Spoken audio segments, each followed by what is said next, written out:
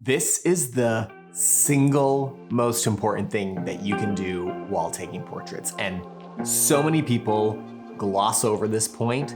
This is really not an exaggeration to say that if you take this and you really implement this one tip, that it will dramatically change how you take portraits.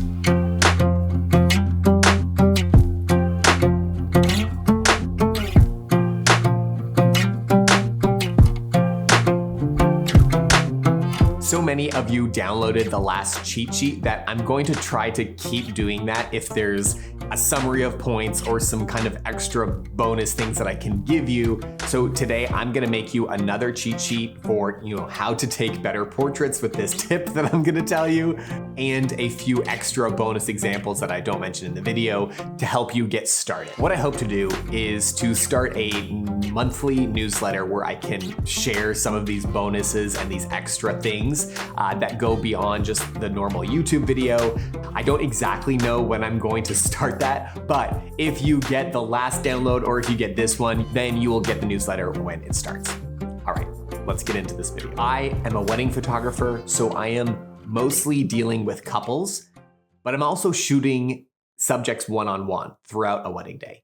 And so I think whether you're a wedding photographer or if you're taking photos of people, I think this video is going to be really helpful for you. The number one thing that people say when they talk to me about getting their photo taken is what? I don't know what to do in front of the camera. I feel really nervous in front of the camera. I feel like I'm not photogenic. And, something that not all grooms, but often a groom will just be like, I'm not that excited about photos. Like that, it doesn't seem that fun to me. And fair enough. So many people's experience of getting their photo taken is kind of the worst. And do you know what we do as photographers? When we get that feedback from the people we want to take photos of, what do? We pull out our list of portrait poses ideas and we impose them on our poor, unsuspecting subjects. Oh, and it doesn't go very well. Because the list of poses that we have, they work great on models. But us regular folk aren't models. And the reason is because models know how to move their arms and their face and their body to make it look correct. But when you're not used to doing that all the time, it's really hard to know what to do. Because when a camera comes out to the most of us, what do? We kind of freeze. And all of a sudden we're like, what? Where did these arms come from? I have arms. What do I do with them? And so focusing on poses, sure, a few of the poses will work great. But when that is your mindset going into taking a portrait of someone, is the wrong direction. Sure, some of them will work, but a lot of them will make your subjects feel awkward. And when your subject feels awkward, do you know what happens? They look awkward too. And so this is the problem. We don't listen to our subjects. Our subjects are telling us, hey, I feel nervous. Hey, I don't know what to do in front of the camera. Hey, all of this feedback of how they are feeling. And what we do and what I did for years was I was so focused on these poses. I remember I would go to Pinterest, I would download all of these poses and would be like, okay, did I miss any poses? Like, oh my goodness, is this gonna go well? Because did I get all the best possible poses to try on these poor people? I think it's very easy for us as photographers to get so fixated on what we need to do instead of how we're doing it. So this is the big tip. If you were getting married and you emailed me, asked if I was available, and we set up a consultation, I would tell you this big tip for taking the best portraits ever. The best photos happen when my couples are enjoying themselves. My number one priority is how my subject feels in the moment, because if they feel awkward, they are going to look awkward. When you're comfortable, when you're in the moment, then I can get killer photos. Those are the juicy ones that are incredible, and they feel so striking because they're real and they're authentic and they have this level of emotion that just feels like it's just coming out of the photo, as opposed to someone that is just standing there and being like, I hope this pose looks good. So I don't have a list of killer poses that are just going to change everything for you. I have one job, and that one job is to help my subject relax. Okay, so how do you do this? Do you tell them, hey, you should just relax? Because that works really well. Just telling people relax. Okay, don't tell your subjects just to relax because, that will never work. So here are a few things to help you implement this one tip of just helping your subjects be relaxed, which I really do think is the most important thing while taking portraits. The first thing is don't start with photography. The goal right off the bat isn't to take the most incredible photos with the first click. What you should do is start by relaxing them, loosen them up. You can do this by talking to them, maybe even just setting down your camera, looking them in the eye and saying like, how's it going? Asking them some questions, maybe making a joke here or there. The goal at the very beginning is to loosen them up. Or you can just start with like a very easy, quick photo where it's very clear instructions. It's something that's very easy. You can take the photo and say, see, that wasn't too bad. We already took our first photo and you're doing great. The second thing is that you need to be confident. Even if you don't feel confident, you need to pretend that you're confident. When you take someone's photo, they're entrusting something to you, right? They're being a little bit vulnerable to say, hey, I'm gonna stand here and you're gonna take my picture and hopefully I look good and I hopefully don't look like a crazy person. And so you as the photographer need to show that you have confidence, that they can trust you, that they can say, hey, Luke's here, he's gonna take my photo and this is great. And so you can do this by a few ways. Looking your subjects in the eye.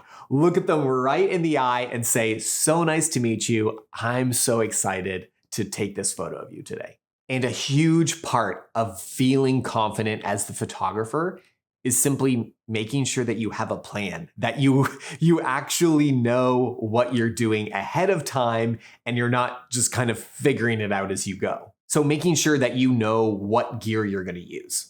Don't wait to the moment to be like, okay, should I use a 50? Should I use a 35? Should I use a zoom or primes?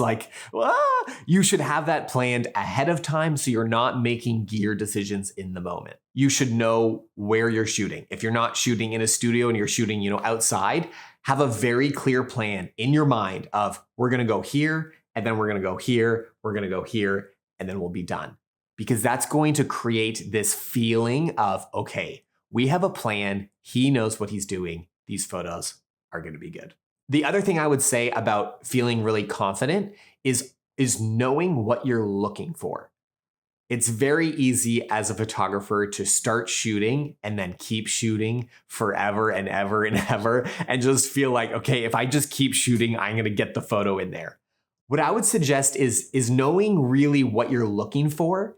And then once you feel like you've gotten that, to stop. When you're getting your photo taken and you feel like the shoot is going on and on and on and it's starting to go too long, you start feeling like, why is this so long? Are they not able to get a good photo of me?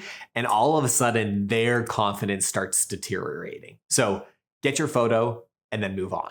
The third thing that you can do to really help your couples relax, your subject, if you're not a wedding photographer, is to clearly communicate what you're doing. Your couples should always know exactly what they're doing.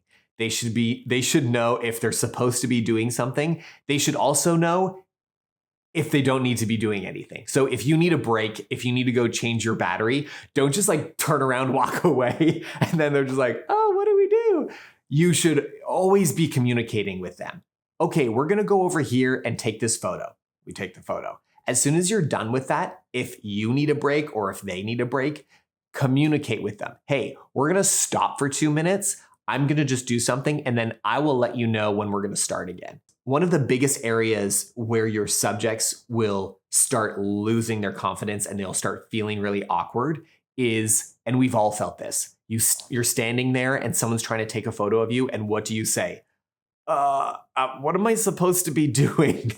No one likes that feeling. And the reason you don't like that feeling is because you start thinking.